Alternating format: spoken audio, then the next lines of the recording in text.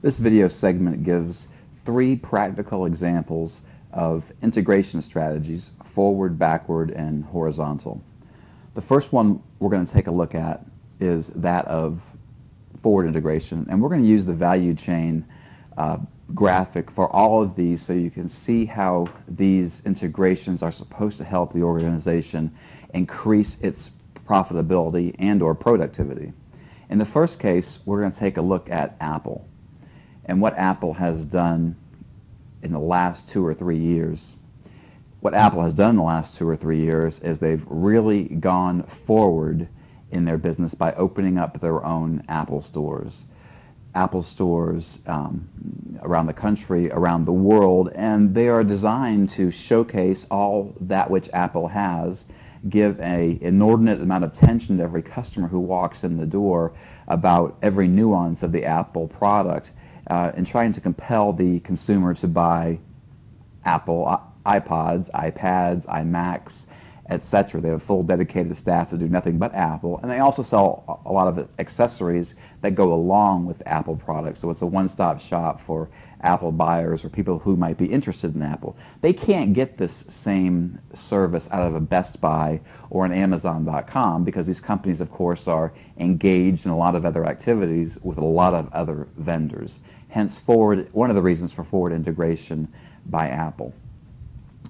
What this does in marketing and sales, as I had just mentioned, is it gives any customer who walks in the door 100% focus on Apple products and a much greater bit of detail coming from the salesperson than a customer could ever possibly get at another outlet such as Best Buy or Amazon.com. In addition, it also has service, so it's taking control of its service. Instead of sending products back through its ordinary retail channels, you can bring your products back into Apple. They'll replace, they'll fix, they have their Genius bar in there. There's a number of things they can offer the consumer that the retailers can't. And you know, the retailers are also getting a percentage of Apple's profits to sell their products. Every iPod that's sold through Target, for example, Target gets a small fraction of the sales price for their sales expense. So that takes money out of Apple's pocket too. At least that's the way Apple would take a look at it. These activities, and the reason Apple moved forward, is just to improve its profitability, and that is what is on this value chain extreme, is that of margin. Everything that Apple could or any company could possibly do to streamline or make more efficient any of these steps in the value chain could add to its margin, and it certainly has helped Apple. Just a real quick graphic of the over 200 stores in the United States alone that Apple has opened in the last few years. I'm sure you can't see that regardless of your screen resolution, but they're in many, many states, and there are a tremendous number of stores, and they're opening more. The second example we're going to look at is eBay, and how eBay has used backward integration to strengthen its margin or profitability, and you can also use the value chain to see what they've done to this end. What you probably know is that eBay has purchased PayPal. In fact, in 1902, they backwardly integrated. They went back towards logistics, procurement, into a company that can charge for eBay products in a real slick platform. It allows one click through, and it makes the consumer experience for PayPal customers, that is, a lot easier on eBay. So instead of paying credit card companies,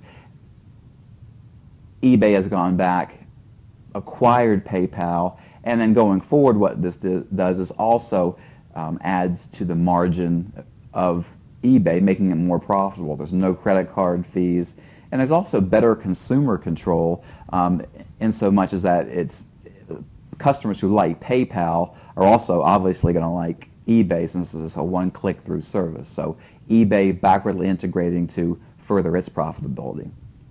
And then our last example is that of a mega merger which occurred back in 2001 between a standalone company at that time, which was Chevron, and Texaco. And of course, when companies are merged, their name merges, and now we have Chevron Texaco. That is a new organization, and that merger was approved by the Federal Trade Commission in 2001. So now there's a new organization. Chevron and Texaco, as they were, don't exist anymore. Instead, it's the newly merged company. And what this does is it's streamlined everything in its value chain. From infrastructure through procurement, these two companies combined have enjoyed a great deal of economies of scale as a larger firm. It's also streamlined all of the primary activities because now they've melded the two firms together. They've been able to prune out some of the fat that was left in the resultant company, and this streamlining of the value chain naturally leads to greater profitability, and Chevron Texaco is a very profitable organization. One other thing should be noted here: in addition to strengthening the value chain through a horizontal integration, in this case a merger, Chevron and Texaco also eliminated one competitor, that being themselves, which makes their competitive landscape be a little more attractive.